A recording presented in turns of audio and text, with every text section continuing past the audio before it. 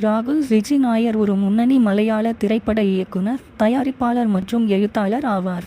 புதுமை, உணர்வுபூர்வமான கதைகள் மற்றும் பெண்கள் மற்றும் சமூக அக்கறையுடன் கூடிய படைப்புகளுக்காக அறியப்படுகிறார்.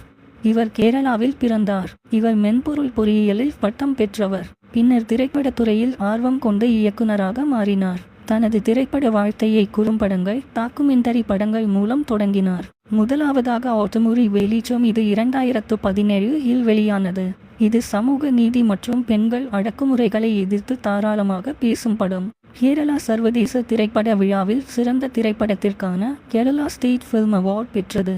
இரண்டாவதாக கல்லா நோட்டம், 2020 இல் வெளியான இது சினிமா மொழியில் first person point of view தொழில்நுட்பத்தில் எடுத்திருக்கும் புதிய முயற்சி.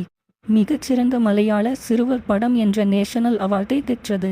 மூன்றாவதாக குகோ, 2021 இல் வெளியான இது பெண்கள் விளையாட்டு மற்றும் உறுதியை பற்றிய படம். ரஜிஷா விஜயன் முக்கிய கதாபாத்திரத்தில் நடித்துள்ளார்.